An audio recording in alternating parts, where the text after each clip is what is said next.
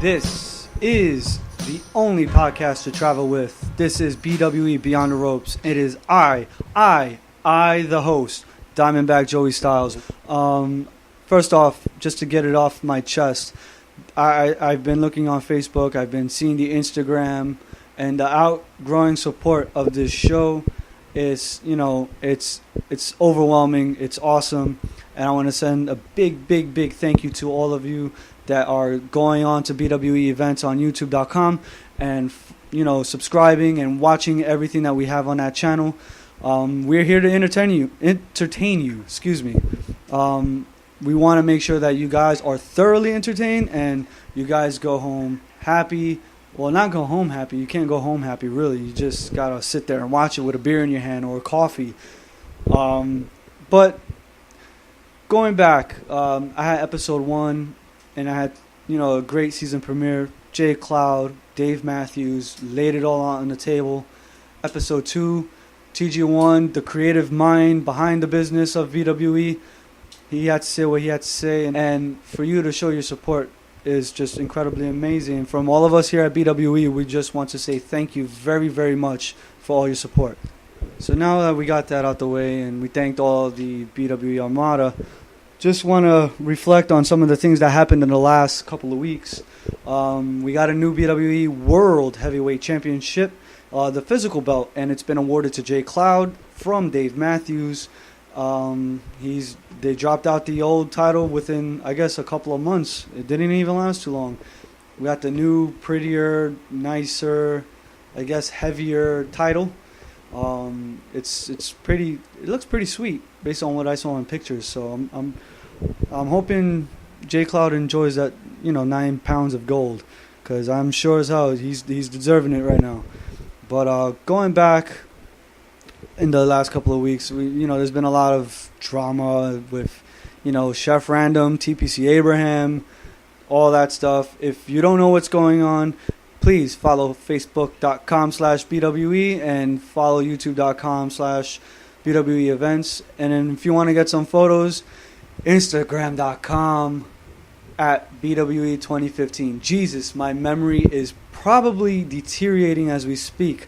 But one memory I will never ever forget was back earlier this year. Earlier this year, I got to witness one of the most elaborate, creative promos I have ever seen. I screamed to the point that I lost my voice when it aired. I think it was the week Miami Heat was playing San Antonio Spurs. We saw the game, we cut it, and then it was presented. And it was the Hunt for Cage 2. It was probably more horrific and scary, and you could bet your bottom dollar that was probably one of the best promos this year alone. And you guys want to know why I'm even bringing that up? It's because my special guest today is going to be the horror highlight film, or I forgot what I used to call him back then in the locker room, because he did such amazing work in the ring. Basically, I'll just leave it at this, because he doesn't need any catchphrases. He doesn't need any names, because he's the most underrated BWE superstar that we have, or megastar, I should say. And his name is Jason Kage. I have him live here at the studio. We're going to go ahead. I'm going to ask him everything from NXW days all the way to the low point where he just forgot about wrestling, wanted nothing to do with it, to his best friend Jay's interest in getting him back into wrestling, to his metamorphosis of Jason Kage, the character, the music, the development, the moves, the psychology. We're going to get into all those details right now, because right next to me is Christian Ruiz, also known as Jason Kage. Kage, how are we doing today? Doing good. I can say that I've made it. Right? I think you made it. I think you surpassed it. Well, I've made it because I'm on the Joey Styles podcast. Oh, no. This is like the Breakfast Club of yarding right here. This is This is the show not only that you want to take and listen to. This is the show you want to have a cup of coffee and listen to while you're on a long train ride or something. I could imagine. But hey, this platform is not for me. This platinum is for you. I'm giving you the floor to say whatever you want, whatever is on your mind. I'll give you a couple of questions. Listen, we're just having a conversation. You're one of my best bros in this area, in this business, in this industry. I trust you a lot with judgment, so we're just gonna go on from there. So, let's see, where do we start from? The genesis of let's say if you play like WWE 2K15, which is coming out in 2 weeks, ladies and gentlemen. Well, for you guys, it's October 28th. This will be filmed. You already know it.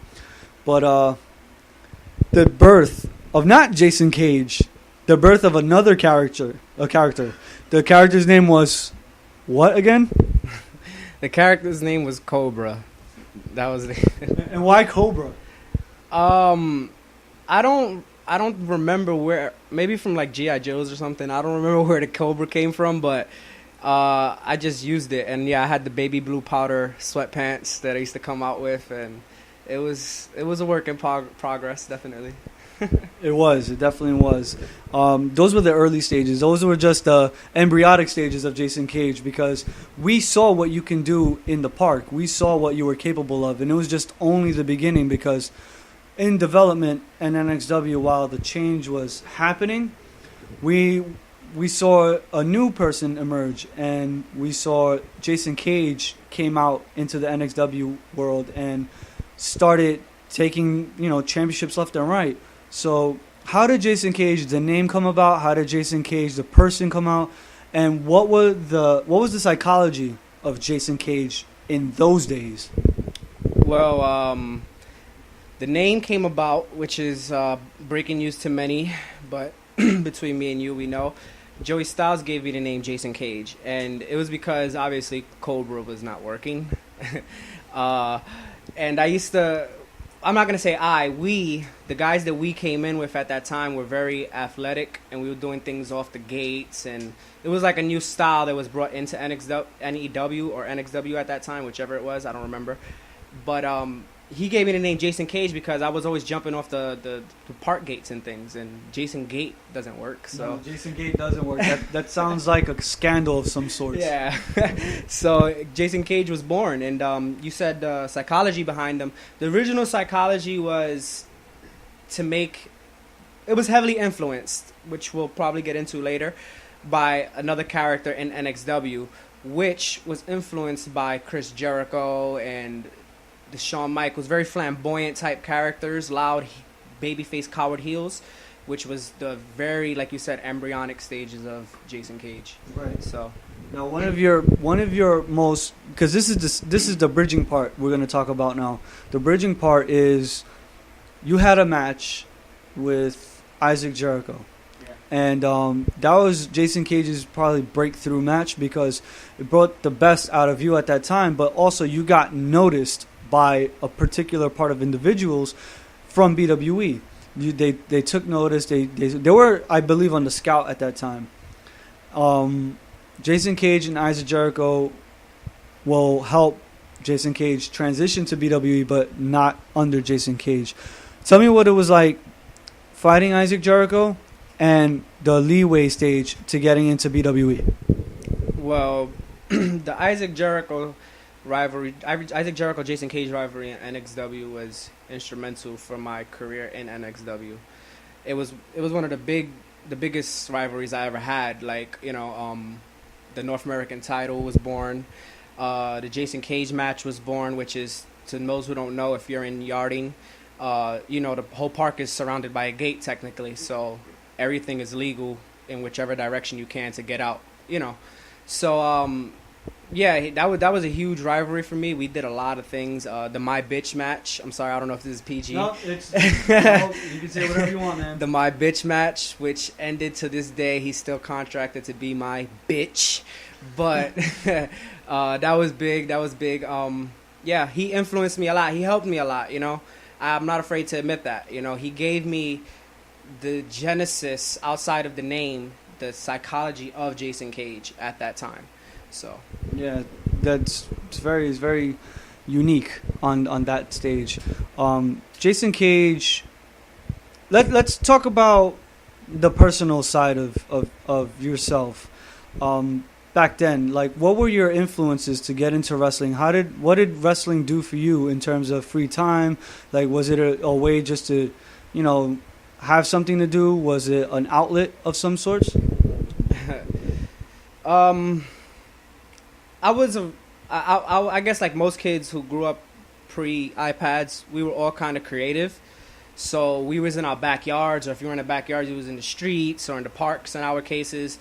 So it was an outlet to take me from where I was doing in my backyard, because I used to make little movies with Hellraiser, Johnny Carnage. We used to make these fake movies, and we would wrestle back here, and we would do stupid things like put one boxing glove on and just try to literally knock each other out. And it was a good outlet for us to stop doing all the buffoonery in my grandmother's yard. So, I would say that's what happened. And some of the influences, to be completely honest, I still have vivid memories of literally seeing when Undertaker threw Mankind off of the Hell in the Cell that day. I still remember that pay-per-view where I was at, and it just, like, I don't know, it just, like every kid, it just captures you. Like, wow, what the hell? How is that guy still alive? Yeah, how? Like, what the hell? This demon guy, this Undertaker figure, so I would say that's honestly probably one of the first influences of wrestling ever for me. And it's funny, too, because that night, Mick Foley, if you're listening somehow, and I know you're going to be listening to this podcast one day because you're going to somehow run into it, that wasn't your tooth that was on your mustache. That was a big white booger. You just don't want to admit it. It's been there. I seen it. I got proof of it. If you want to contest this in court with me, I will be glad to show up. I'm a witness. Because for my whole life, I swear to God, I thought that was a big white booger too. Only kidding, Mick. Only kidding. But the group you came in with at the time at NXW, you came in with Javier. You came in with Johnny Carnage, Jonathan, who is our BWE head production guy here. I give him the best shout out ever because he gets this show live and he gets this show running with no hiccups. Appreciate the love, John. That's why you're the effing best. That's all I got to say. You got anything you want to say back there? Let's keep the show rolling. There we go. So you came in with him. You came in with Javier. You came in with a relative, Eric, BDB. Yeah. You came in with all these guys. I might be missing one or two. I'm not sure. But if I am, I'm sorry. No, that's fine. But you guys came as a group. Did you guys have any collected goals on what you wanted to do, or were you guys trying to branch out on your own? Well, okay, since you said the question like that, then you were missing probably like about 15 more people. Okay. Because seriously, I didn't even know the people we came with. We actually came as a group. And I don't know if you remember, we tried to invade you. And this wasn't even talked about. This was literally non-kayfabe. We just walked up in there and tried to invade, and we got our asses handed to us. I think I remember. That's why I'm saying my memory's not the best. Well, no, it's fine, and that's what happened. And we all got our asses handed to us, and we were told, hey, if you want to do this, come back next week. And every week the group got smaller and smaller and smaller. So just the basically to the group you originally mentioned. So right. That is true. It's so funny because, you see, this is why this show has been created, because I don't even remember that. Now I remember, and I feel like I've unlocked memories, like in that video game Assassin's Creed, which you can purchase down in November for Xbox One and PS4, which is sponsoring this show today. Now you guys came in, you invaded. Were there, like I said, were there any goals that you wanted to set out for yourself? Were there like just, you wanted to prove something? Did you want to win some gold? Like, tell me your thoughts on that part. Probably back then, if my memory serves correct, I was very competitive. So I was driven by the fact that I wanted to earn y'all guys' respect, and I felt like I was young. I was probably maybe like 13, 14 years old. So, these are older guys in their 20s and 18s, and I'm like, I got to get these guys respect. So I would say that was probably the goal. That's why, like, to be completely honest, the moonsault, which you remember that day. I think, I don't know, somebody called it out. Somebody called it, and I remember it was like, just do it. And I never did a moonsault in my life, but I did it just because I felt like I had to get that respect from people, from everybody in NXW, because it was a tough crowd, It was tough. I love those guys, but it was tough, TA and all those guys, like, they were all. I think when we saw you first do the moonsault, it was a bunch of like people just went bonkers because we never really saw anything like that. Yeah. So I think that escalated the seriousness of, we got to take this guy seriously because, you're right. There was guys like Damien. There was guys like X that, X was doing a couple of the high-flying stuff too. You were going in there doing moonsaults, doing angle slams. You were very technical. You were probably the most technical. And I keep saying this because I have to emphasize it because you people do not understand. At that time, he was good. He was really good. Now he's just on a different level. And speaking of, you're welcome, man. You totally deserve it. Speaking of, like, for example, your weight. You were thinner back then. You were still fit, but you were thinner.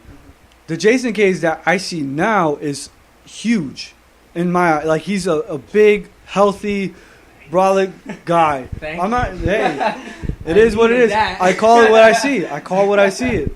But you are physically fit. I feel like you can be this company's Kurt Angle. Like, what did you do to, like, because I know you wanted to get into fitness at one point in your life. Yeah. What tips, what techniques do you do? Like, do you dedicate yourself? Tell me what you think about that. Well, that's why I said thanks, because I literally haven't worked out in probably like a year, so. Hey, but you still look fit. Like, well, thank you, I it's my genes and stuff, and the fact that, honestly, I wrestle, it's honest truth. Like, Yeah. I want to say this, wrestling is a good alternative to a lot of things, to combat sports, if you could get into a school and learn, it's athletic. I'll tell you the truth. Hey, I'll drop another bombshell. I blew up in my match against Scorpion at 14. Yeah. Hell yeah, I did. Yeah, but I loved it. I fucking loved it. I was just like, I'm gonna just fight through this shit, and keep going. But What training regimen did you go with? for that, previously to that, I was riding a bike a lot. That's what I was doing. When I was into the gym, though, I was doing a lot of like CrossFit type things, though, because I don't take the traditional route of work one body part a day. Yeah. I'm like, okay, I'm going to do like 15 minutes of this, 15 minutes of that, and under an hour, I'm in and out. That's how I was doing it. That's how I got into my peak shape. But, you were just phenomenal. Those are my younger days. I think we're all escaping. I think for us, especially since we wrestled in the park, Yeah. I think that took 10 or 15 years off of our lives. So yeah. That's why I say, with caution, if you could get into a school, if you're young, and you have the dream, get into a school, don't get me wrong, yarding is fun, and it can teach you a lot. It taught us the psychology and things we needed to know, but get into a school, use that to branch off, maybe like a year, just learn the bumps and things, but get into a school. If you're young and you want to do it, get into a school. And your birthday's coming up soon. Your birthday's October 27. Yeah. See, I was there. Yeah. I didn't want to say 8th, and then you go, what? And No. Do the table here. No, it's all right, So, yeah, it's coming up soon. And you're going to be, would you like to display your age, or you want to keep that a secret? I'm going to be 25. I'm hitting this. He's 25, ladies and gentlemen. We feel like I'm 28, he's 25. We feel probably like, what, 48, 45? Yeah, my back is definitely, like, even right now, I just want to go like this. And I'm constantly doing that. Slouching. Yeah. That happens to the best of us. So you just... Now, you were... Speaking of wrestling schools, prior to your match with Scorpion, you were seen at Ludus School with Jay Cloud a lot. Yeah. And you looked like you were getting into the role of things again. Now, what I want to get at with that, the lead up to that is before that. And I mean like years before that. NXW folded, moved on at that point. I think BWE was the only one standing, and you were part of that. Yeah. You were known as Christian. What were the early days like for you at that BWE time? And if there is a match that sticks out in your mind, which match is that and why? BWE in the early times was fun, honestly, because it was different, and it still is different to this day. You know, we can still be sort of quote unquote classified as a yarding company, but it's still like it's like no other yarding company around. You know, and it was like that even then for what we had, what we didn't have. So when I went there, it was very professional. You know, you couldn't do certain things. You know, I used to have been known for always wearing a do-rag back then. I couldn't wear my do-rag. You know, I wanted to be Jason Cage. It's like, no, you're gonna be Christian. You know, and I'm not, and I don't mean that with malice. I say that because it's important. You know, you can't have the prisoners run the asylum. Absolutely right. You know, you need to have the warden to be there to at least give direction. So BWE was always instrumental in that, and that's what caught my eye early on. But my greatest, probably one of my greatest moments ever was fighting the game at WrestleMania 10 in the ladder match. Well, I think it was a ladder match. The honest truth is I don't remember half of it because I got knocked out doing a moonsault off the ladder. But outside of that, just TG1, as everybody knows from the last podcast, you know, he's the instrumental force behind BWE. So for him to give me the W at his big show during his prime, you could say, and I'm not saying he's not out of his prime, but during his prime, during that first run, it meant a lot. You know, it meant a lot. So now saying prime, I think for us, prime is like we took a break, so the prime continues. Yeah. When I say prime, I mean because there's two phases to our life. Yeah. You know, that's how I feel that we had the first phase, and now we're going through the second phase. You know. And the second phase it's a rebirth of everybody, you know, the Joey Styles. This is one thing I want to say. We're legends in those times, but everybody on the roster who was there today, who was there then and is now today, is not the same wrestler. We are 100 times better than we were. Yeah. 100. And I love the old films because it brings nostalgia. Yeah. But, bro, when I see, like, our matches now, especially like at 14 and Raw, I was just sitting back like amazed. Like this is Yarden. This is entertainment. God damn it! You've come such a long way from then too, because you were doing moonsaults and all that stuff then, but I think your technical prowess now has changed tenfold. Like it's advanced. I think a lot of guys in the in the scene look up to you because you're very technically gifted. You have a smart mind for where to place bumps, how to run ropes, how to do this, how to do that. Talking about that, how did it feel for you to leave BWE? You left BWE, and you had this whole gap of time. We're gonna get back to the rebirth part. No, sure. We're just gonna wrap up this chapter. Yeah. You left for a while. You didn't want to know about wrestling. You didn't want to hear about wrestling. You didn't want to watch anything that any regards to wrestling. Yeah. And your best friend Jay Cloud, he would go and I guess take the stick and poke you with it about wrestling, and just continue to egg you on to get you interested again. Yeah. During that time period, what were you going through? Was it what made you leave wrestling to begin with? Yeah. I want to say circumstances in life, and also I fell out of love with wrestling. Like I really did. The two companies that I was grown up on, which was BWE and NXW, folded. They were completely done. I was wrestling for another company at the time, which was giving us a lot of opportunities to wrestle in a ring and things like that, and it was fun. And to be on a positive, they taught me a lot of the bumping that you see today. But at the negative to that was that I felt like I was in an MMA match that I couldn't defend myself when I wanted to.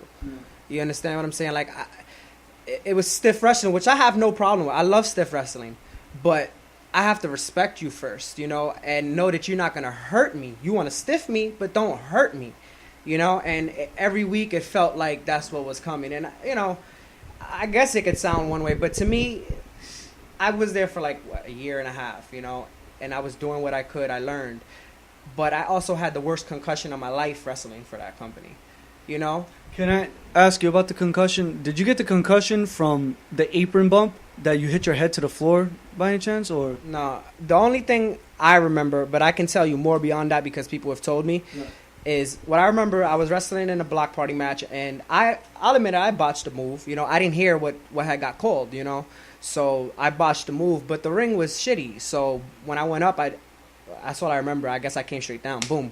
You know, so I finished the match somehow, but I remember bits and pieces. Like it's weird when you have a concussion. Like I remember my uncle was there, and he looked at me and he was like, "Chris, are you okay?" And I remember looking at him like, "Who are you?" And it's the weirdest thing ever. It's weird because, like, even right now, I know you're Joey Styles. My brain registers you as Joey Styles. You know, you're Joey. Yeah. If I had a concussion right now, I wouldn't know you. I'd have a feeling of fear because you're a stranger to me and I'm in this weird house. It's like the lights are on, but no one's home. It's a weird feeling. It's a weird feeling, but, you know. And I'm not saying, listen, I'm not saying, I'm not mentioning them by name, but like I said, they, outside of my own botch, which I called, you know, I fucked up. I didn't hear the move. They did teach me a lot. You know, it just became unfun for me. I didn't love it anymore because the feelings that I got for NXW, even if X may have stiffed me, or or Chambers maybe gave me a hard super kick, you know, at the end of the day, I felt like it was a brotherhood. Yeah. I didn't feel that anymore, you know. So that combined with the circumstances in life is what made me fall out of wrestling and hate wrestling, you know. Well, we're gonna take a very short break. This has been very interesting, very, very personal. When we come back, we'll talk about the resurrection of Jason Cage. We'll go into detail with the new Jason Cage. I guess this is version 2.0. That's Jason 2.0. There you go. So we're going with the 2.0. I mean, we're gonna get into some of the promos, some of the best work he's done, his match with Scorpion, and when we come back from break, we're going to see what made him come back to wrestling, which, you know, the bug in the ear, you know, was some BWE champion. Yeah, just some guy, you know. Yeah, some guy. This commercial break is brought to you in part by Apple iPhone 6 and 6 Plus. This is the new iPhone 6. And this is the new iPhone 6 Plus. They're the biggest iPhones ever made. They're huge. Yeah, but their size is just the beginning. Even though they're huge. Sure, but they could change the way you see the world. Oh, that is so huge. They could improve your health. Huge! They're the biggest, most powerful iPhones ever made. Huge. Stop it, please. Stop it. Thank you. Huge. And we're back. Thank you, Apple, for sending us your advertisement for us to put it here on the BWE Beyond the Rope show. We're back. We're sitting down having a chat with Jason Cage. Now, Chris, what I want to ask you is this. We just spoke about you taking time away because you lost the love of wrestling. Question is, you came back to BWE, you did all that stuff, but you found your love again for wrestling in general. Yeah. What made you, get back into wrestling, and what was the itch? What gave you the itch? Like, I need to watch Raw. Oh, I want to do this again. Like, what made you feel that way? All right. Well, before the what was a who got me back into wrestling, and that was Jay Cloud. And that started with the Mafia, when it got born non-publicly, which was right here in my basement, when we just agreed and shake hands to do this. How did that come about, though? It was you, Dave Matthews, and Jay Cloud in the same room. Yeah. And how did they approach you about it? Well, Jay always comes through, usually every other day or whatever the case was. So I thought it was gonna be a normal type of day. Yeah. And he was here with George, Dave Matthews. I wasn't close to George like that. I knew him, from BWE, but he was on SmackDown, and literally people who don't understand how BWE was run, it was run on 2 different days. Yep. SmackDown and Raw weren't on the same day, so I didn't really know people who were on SmackDown. So I never really got to know him, and the way it was presented to me, like I said, NSFW wise, was that Jay Cloud basically said, listen, I'm gonna go as hard as I can for Dave Matthews and get this rub, and he's gonna go as hard as he can off of me, and they're gonna get a rub too, and it's gonna be nothing but bad guy heat, just heel heat. And me, I always loved playing a heel. throughout my career. You found it easy. It's easier. It's more fun. You know, a proper heel to me is somebody who gets enough heat to then eventually pass that on to the baby face or the hot person, you know. But you have to get the heat, make it mean something, you know. And that's fun to me. I love doing that stuff. So anyway, long story short, you know, that's how we got approached by the Mafia, and it formed that day. The Mafia was born. You're the core three. It's Dave, Jay, and you, Jason. Yeah.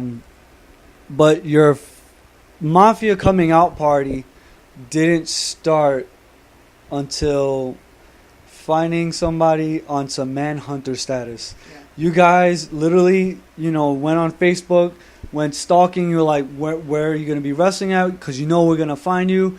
You guys did a hunt. When Hunt for Cage started this year, I think the prequel to the Hunt for Cage was, the year before, after 13. Yeah. You, Jay, Carl Camacho, and Carl Capo, and the Don, Dave Matthews, you all venture out and you guys find him. Where did you find him? What happened?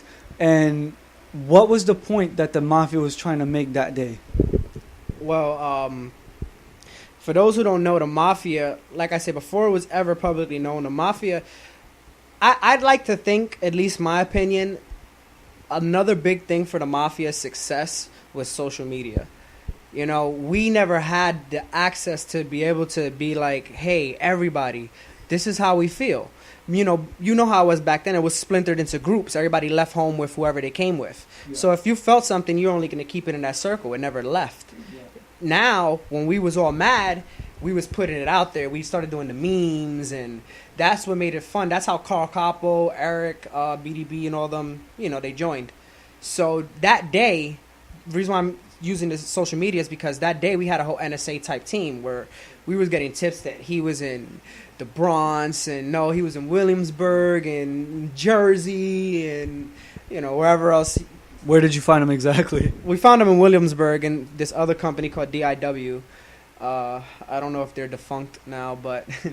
We found him there, and we got a nice warm reception, so to speak, and I say that with quotation marks. Sarcasm? Yeah, very much sarcasm. And hashtag heel heat. Yeah, definitely. And we saw him, and as you know, the rest was history, We knew Jay Cloud's situation with that, because that was all based on, business. Yeah. Why did you join Jay Cloud in that cause? Why did you, go with him? Was there a personal thing that you had against it?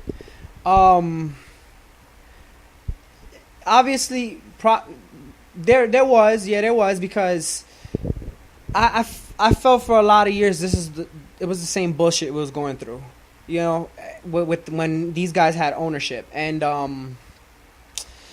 I wanted to get involved also with WrestleMania 10, and I called him, and I didn't like the way he just gave me the reception, like I was like, bro, let me rephrase that, because I'm not saying that I wanted adulation or some shit. What I'm saying is that when I called, I was like, hey, Ray, I want to be down with this. He was like, well, if you could find somebody, then yeah. That was when? I don't remember. When the hell was that? Was it for WrestleManiacs? Yeah, for WrestleManiacs. The rebirth yeah. WrestleManiacs, right? This is still happening when the Mafia was happening, because the Mafia at first wasn't. Right. Dave was still the GM of, of NXW at that time. Right. This hasn't broken down yet, because the whole petition thing, I had started the petition. So, that's what I'm saying. He got fired when we were still with the Mafia. Yeah. Then the Mafia evolved the whole goals from, this is going to be an NXW storyline, changed into, hold up, we're going to become like an advocacy almost, and we're going to fight for what we believe in, and, I feel like the Mafia, not that feel, was the but first stages. I'm sorry, that was the first stages, Right, the creative aspect of the Mafia to me was a bunch of guys who couldn't get not who couldn't get over, because that's not the case. Yeah. It's guys that weren't given the push, that weren't given the time. They were frustrated. And they were frustrated, Yeah. and collectively they had a common goal, which was to take over not NXW, but everything. And the difference was that, and I always used to say this, is that the difference was that 10 years ago we was 14. Yeah.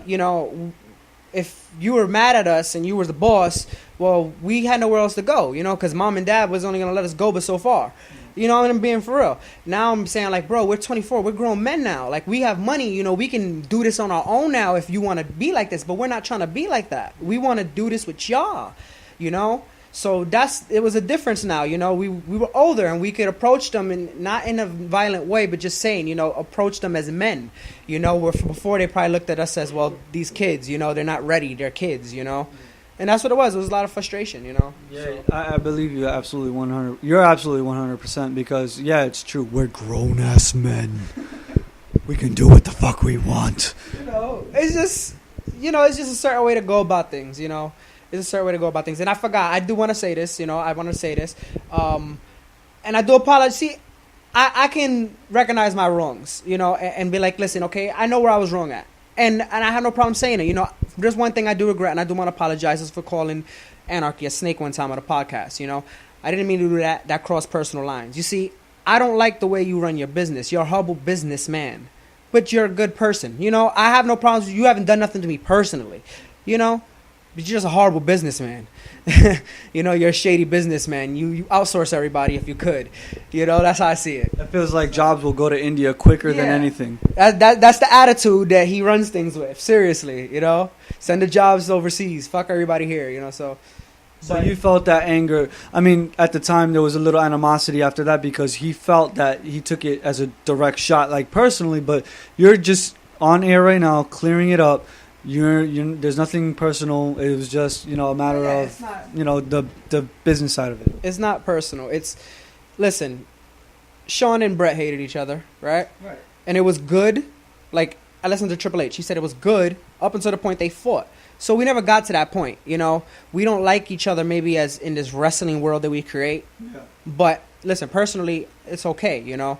So that's what I'm saying. I felt like I crossed a personal line at that point. And I'm man enough to say that, you know, and just wanted to say that, you know. That's good. Very humble of you to clear the air. I still think they're all the same shit. You're still a horrible businessman, horrible fucking owner. You know? You fucking screwed up WrestleManiacs. You screwed that shit up. You know? So, hey, it is what it is, you know? Now, do you feel like... and I don't want the viewers, and if he's listening, I don't want him to think that this is a jab or anything.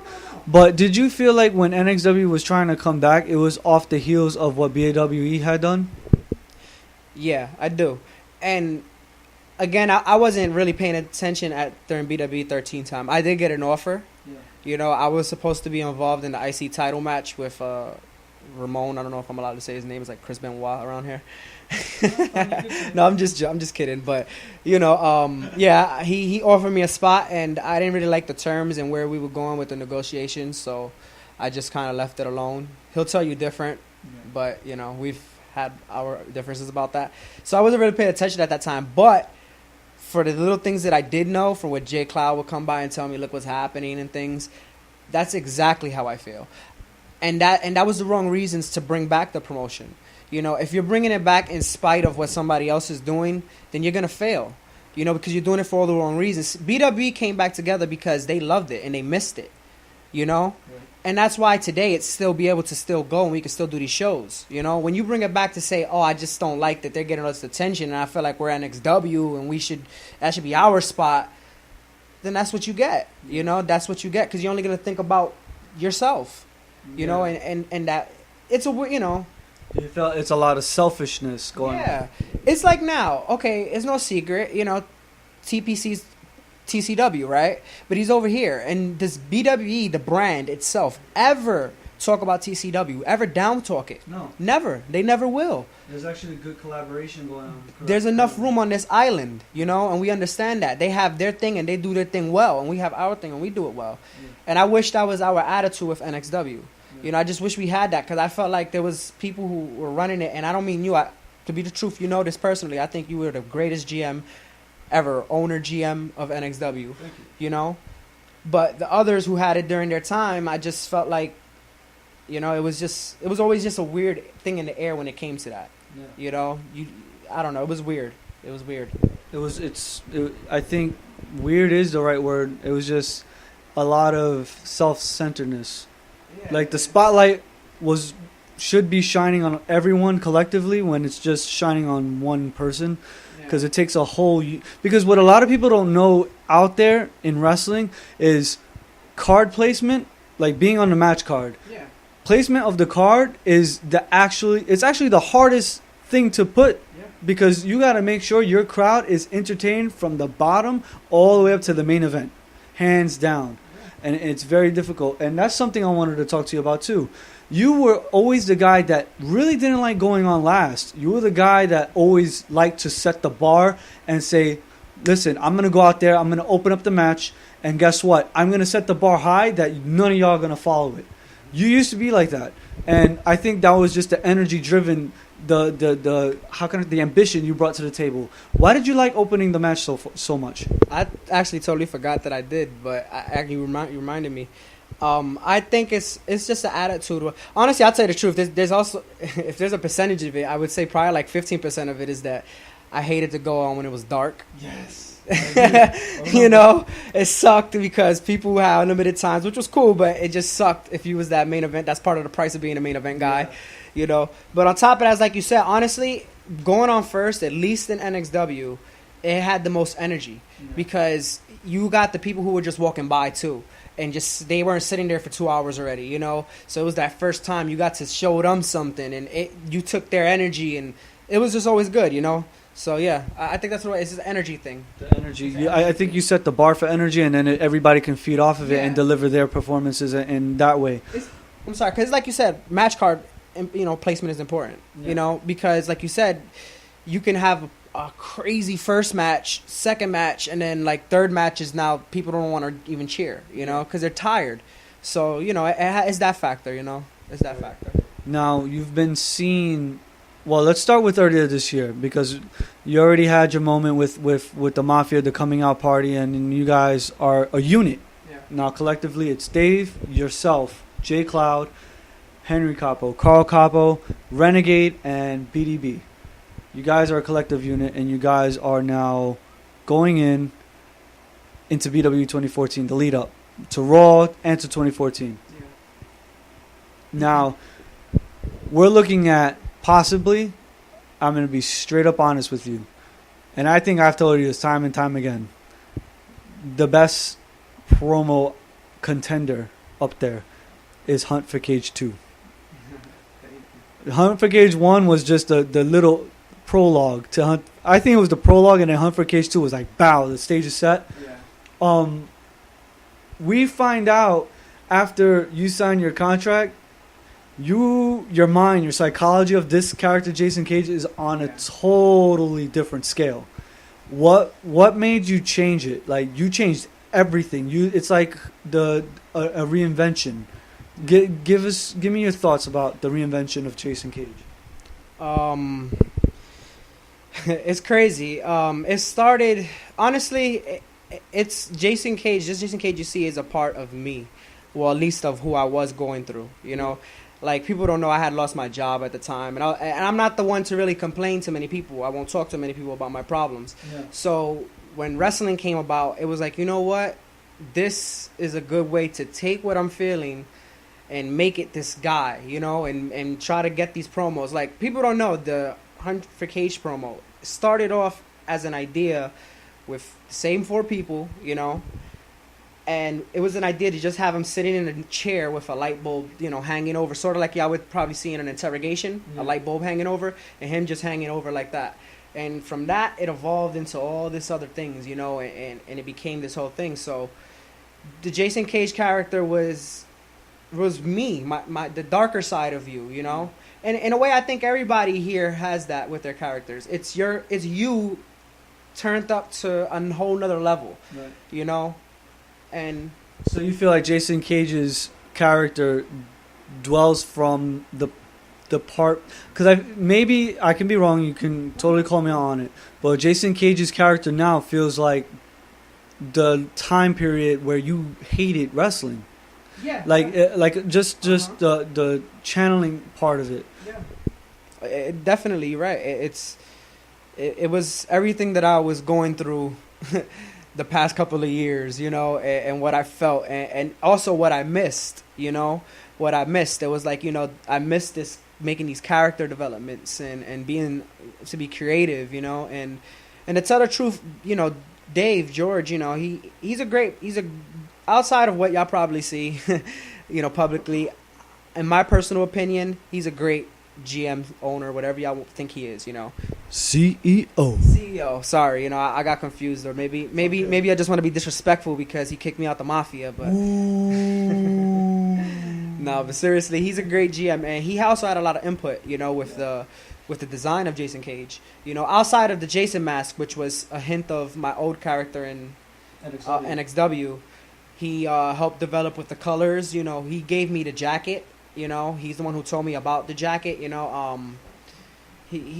gave a lot of influence. He showed me all type of things, like check these promos out, and studied them, and a lot of like Mankind promos, believe it or not. ECW Mankind, Mick Foley. I feel like you have a little bit of Bray Wyatt Yeah. with the combination of Mankind. Yeah. It was very dark. That Hunt for Cage promo was very dark. Yeah, he definitely influenced a lot of that, that side. So That's good. It's remarkable because now the promos are done and you're in the middle of training. You're training for Scorpion, the lead up for Scorpion. Before we get to BWE 14, let's talk about BW Raw, because Raw was it was off the chain. It just doubled. Yeah, it was just doubled. It doubled in audience at 14. But at Raw, the Mafia opened up. You were all in unison. You all had your colors on, and you went up and you fought against Stratus. You helped in, I think, a way with a lot of us, because I remember when we were preparing for the shows, you, J Cloud, and I believe I would say just you guys, because I remember being there, and you guys just helped us out so much with training, with getting prepared for the event. That your match with Stratus, believe it or not, was very, very, how can I say it? It was very coordinated. Like it was there, and you made her you made her look good. I'm not gonna lie. Tell me how you feel about training, and helping out other superstars gain their potential. I love training. I miss it. I 100% miss it. I wish we still had it up. Our facility's still up, wherever the case is. But to be honest, truth was J Cloud helped me get back into it. When we went to, I think you mentioned Ludus. Yeah, we went there. I went there for a day and stood there. For like 7 hours probably? Seriously, we were there for like 7 hours, and we just went completely from scratch, from learning lockups and rolls to back to heel and babyface psychology. And that day did a lot, So when I got to y'all point and we was training, me and Jay was always there by ourselves. So we just helped each other, and then we helped y'all. And honestly, I always liked helping though, Like I remember at NXW, there was a lot of young guys. I would always try to help them in the back, Yeah. My thing is that I guess I have an appreciation for people that come in and are new, because I know how it is to be mistreated, and I don't want to say that, but how it is to be frustrated if you're new, because you're not going to really speak your mind either. You're new, so it's good, and it's important that people know how to do things properly too. Because you get hurt. Right. Safety's always important, definitely, and to learn it in a real wrestling ring is highly advised. If you have a nearby wrestling school, I think Jason Cage and I would recommend that you go out there, pay the money. Just make sure it's a legitimate school. Make sure they're not going to rip you off for money, because there's a lot of schools out in the country like that. Make sure you're properly trained. Your safety's first, because you want to make sure if you want to get to the dream, you have to be alive to live it. So, BWE Raw, man, you took a crazy chokeslam from Scorpion. Thunderous. It was crazy, honestly. It was adrenaline. It was complete adrenaline, because I look back at the footage and I really overshot myself, because I kind of landed. It was like a shoulder bump almost. Yeah. But it was literally all adrenaline. I had no idea I was jumping that high. You were high, and I thought you got hurt, because you landed more on your shoulders, neck area. Yeah. And I thought you had gotten injured, and I was like, thank God you didn't. The roll saved my life when I rolled out, So, I don't want to say saved my life, but it helped not have to put Neosporin or Tiger Balm the next day. So Yeah, definitely. So we go to the biggest. Well, actually, no. Here's one more thing I forgot, because a lot of people out there don't know is there was a dark match after BWE Raw, and I had to say, you were the guy I think that was in that match the most. You were one of the guys that were in there the most. You got to like get the feel out process of every guy, and you knew some weaknesses, you knew some strengths. How did you feel about that match in general? man, that was so much fun. It was just fun, like, because we had the crowd who was still into it, you know, and it's like we gave them a little teaser, and a lot of us honestly haven't worked ever, you know, like we never got in the ring with each other, so it was just fun to go all out. And I don't know, that was crazy. I remember I was fighting with you. You gave me you actually took some crystal cages. I wanted a German suplexes from Jason Cage is one of the best. He could slam you and he'll hurt you and you'll feel it the next day. But damn, it was just like yesterday. It was BWE 2014. Yeah. And you honestly, you were in a high profile match. It was like red and then blue, and it's just Jason Cage, this totally psychotic character going up against the darkest demon of BWE in Scorpion, Phenom, and it was just two worlds colliding, a collision happened, and it was just explosive. How did you feel about that match in terms of overall performance? I mean, it was an awesome match, and it actually left like a little opener at the very end of it. Give me your thoughts of everything on that match. I love it. I love the moment.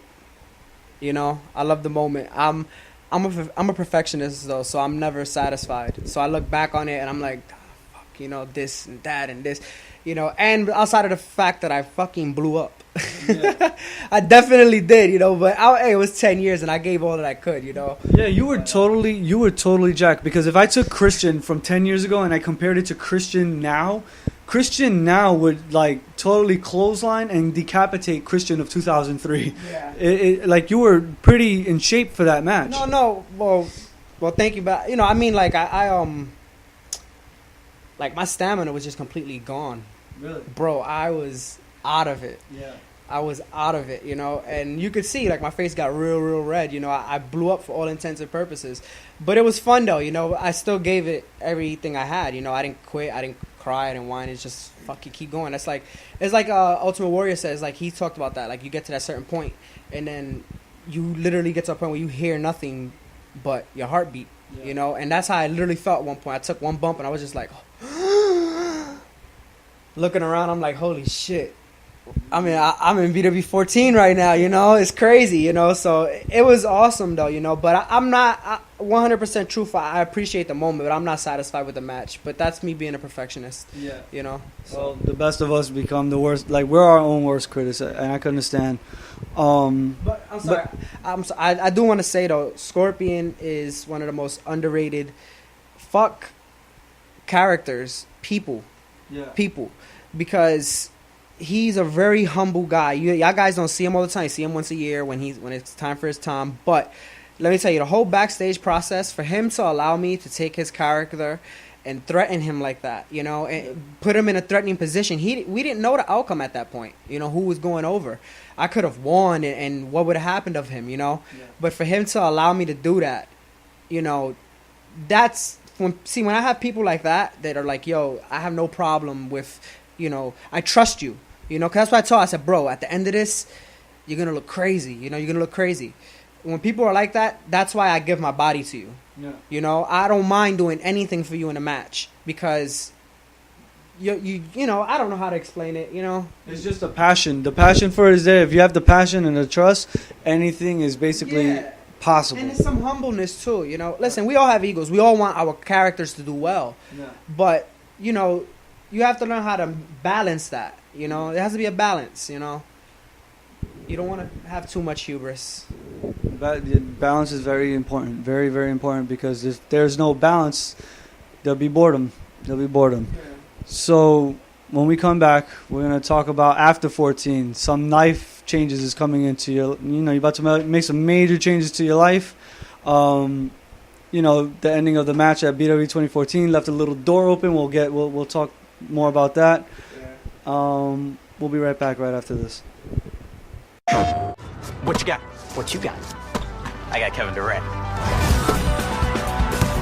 That's KD, all right.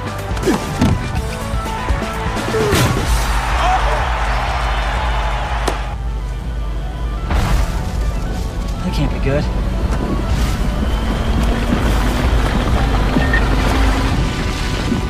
Hang on! Don't need to.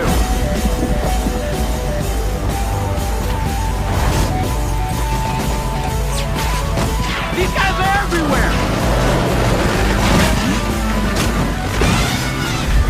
Where exactly are we headed? Just follow me, like usual.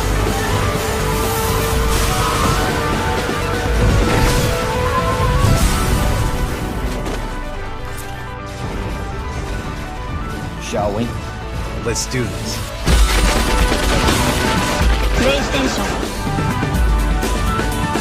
And we're back.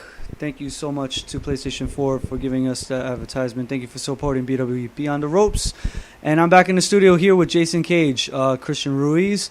And going back to his match at BWE 14, there was a crazy ending that nobody probably expected. The Mafia was just imploded, I guess is the best word for it. BDB, your own cousin comes out and screws you in the match. Is there any word of, you taking him on one point down the line, or is there something that's going to come about? Because this is beyond Mafia family. This is family versus family now, which is totally real and totally different. Yeah. It's kind of ironic, right? Family, Mafia family, real family. But the whole ending spot was oh god. Yeah, well this is a podcast, so Whatever you want. it wasn't originally intended for me, It was for another Mafia member at the time.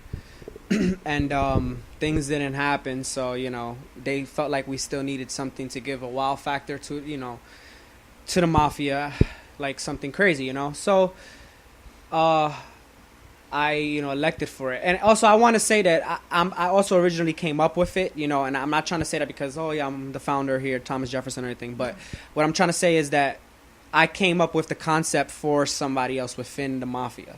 Yeah. And it was supposed to be a good positive thing for that person. But anyway, outside of that, I'm hopefully either looking to fight my cousin on the next upcoming Raw or SmackDown. Whatever it's because tentatively we don't know. I think that I've heard through the grapevine is going to be SmackDown. But yeah, that's why I say Raw or SmackDown. We'll leave you with that, Yeah, we'll leave you with that little piece of chocolate chip. Not the morsel, just like a quarter little millimeter piece of it. But anyway, why I'm asking... Well, let me catch my thoughts for a minute. While I'm trying to get the bigger picture with Jason Kage, because I just realized that there's something big going on in your life, and you're actually, you lived in New York City, I guess for your entire life, and you're actually making a big dramatic change, and you're relocating. You want to share with us where you're going to be relocating to? Yeah, I'm moving out of New York City. I'm moving to Texas. You gonna catch Ebola? Nah, I'm actually moving to the heart of Ebola, but it's all good though. I believe in higher beings and stuff, but outside of that, I'm moving. That's why I wanted to say, either I'm gonna fight my cousin on Raw, SmackDown, or it's more likely gonna be at 15 itself. Yeah. So which is interesting. That we can definitely do something with that. Real family is a whole good storyline. But that's so far. Those are the plans, because I'm not gonna be here for the Rumble, unfortunately. Probably won't be here for Raw, SmackDown either. So, gotcha. So why Dallas, Texas? Why? I think I just gave away the city. I was supposed to say. No, that's fine. Oh, okay. Yeah, I didn't realize I didn't say it. Sorry. Yeah, so why did you choose Dallas, Texas, out of all places? And I know that you have some important, very very important, number one important person out there, and Yeah. Just to be honest, it's just the right time at this point in my life, the right decision for me to make. You know, it's how can I put it? This is real personal, but you know, it's hard out here in New York City, you know, and I don't want to go into a whole diatribe about that, but it's hard for a single male, no, like, you know, when I say family, like kids, you know, unfortunately, if you have kids, you're more successful to do something. Yeah. You know, it's hard for a single person out here to be able to even just dream for things, you know. So for me, it's to separate myself, to be able to get my personal life in order, not the Jason Cage life y'all all see. Yeah. You know, my personal life in order, and it's not a goodbye. It could be a see you later. You know, one of my sports idols is LeBron James. Okay, now whether you love him or hate him, I kind of look up to him in this sense too. You know, how he left his hometown for Miami to become a better person. You know, he came back, and that may happen with me, but I have to do this. You know, it's a personal choice. It's hard, but life is about sacrifices, and that's the sacrifice I have to make right now. So. You didn't lose your smile, did you? No, of course not. I honestly gained it back. You know, being out there is different from the city. You know, it's beautiful for me. I like it. I'm a very lone wolf personality. You know, people who close to me know that. You know, and I also have a headstrong personality where I'm very stubborn. You know, so being out there, I felt like I had a chance to breathe away from the hustling and bustling of the city. You know, I was out there, and it's like it's beautiful. It's just free, beautiful plains, and you know, if you need that, you can get into the city if you want. You know, so. Everything is available at your disposal. It's a zen. You get it's a zen for me. You get the quietness of you know, the rural area, and then you go into the urban city whenever you want to make a drive. You need, you know. And like I said, it doesn't mean I'm gonna be here for 15. So I don't know if I should have said that's a spoiler or not, but whatever. This is non-kayfabe. But whatever. I will be here for 15. The thing you don't know is who I'm gonna be fighting. See. You found out about my cousin possibly, but there's also a very, very, very interesting possibility that I fight somebody else. Yeah. So we'll let's let the world think about that for a few months, because we're a long ways from that. And I think we do have BWE SmackDown or Raw. We have BWE the Rumble, and we have BWE 2015. Oh snap! I think I broke my phone. great. Nope. Thank you, OtterBox. Nice plug-in. Anyway. It's sponsored by Apple, by the way. Yep. See, you already know. You could probably do this podcast once in a while. Maybe I can take a break and you can just film in Texas, or vodcast. You could do a video version of it. Who knows, man? But listen, man, it's an honor. It's gotta be a real honor. And I'm not saying this because I'm on air or whatever, but I gotta say it's a true honor because. From everything you went through in the beginning, all the way up until now, and the in-betweeners, like you've had your moments that you didn't love wrestling or whatever, but I think what I could appreciate the fact is that you came back, you taught people, you loved it, you had a passion for it, it was still buried deep down inside you, and you let that show, you let that light beam go out there. Yeah.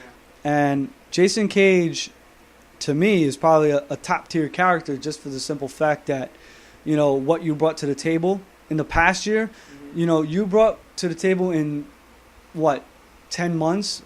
Or I'm lying, 7 months? You brought more to the table than what most guys claim they can do, and that they did this, that, whatever.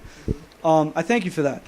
I thank you. I appreciate that. That's just a really, really awesome story, because it goes to show that, yeah, sometimes you don't love wrestling.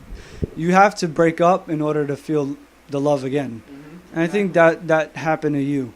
Yeah. Now, what does the future hold when you move out there? What are you thinking about doing? Like, is there anything personal, like goals you have in mind? Yeah, obviously, you know, get work. Yeah. No pun intended to the BWE heavyweight champion, but yeah, get work. You know, save money. I'm either gonna go back into school, you know, and pursue a degree in either computer science or sports science. So, Sports science, I think you get many people jocked up. so that's either that, and if that doesn't work out, it's just about raising the quality of my life too. Right. So obviously get an apartment and things like that, so, it's hopeful things. It's good pastures coming in the future. Now, I got a couple more questions for you. And one is, I always ask this at the end of my podcast because I want to see what input. Because every time I've asked it, I got a different answer because everyone feels different about it. Yeah. There's been a saying going around, there's no money in yarding. What is your input on it? How do you feel about the subject? Is there any rebuttal or any response you want to send out there? I mean, the floor is yours. Rather, I know exactly where that came from, but I pose a question to them. How much does it cost when I'm sitting down at 14, not talking to nobody, but observing all my surroundings and seeing my boys laughing, putting on their gear, looking in the mirror, some of them doing pumps, push-ups or whatever it is, guys crying because just came from a match, How much does it cost to find that? And you can't. Can't put a price tag on it? There is nowhere. There's no store you can buy that in. And that's where I say there's no yard in money, but guess what? Money can't buy that. No. Money can't buy that feeling.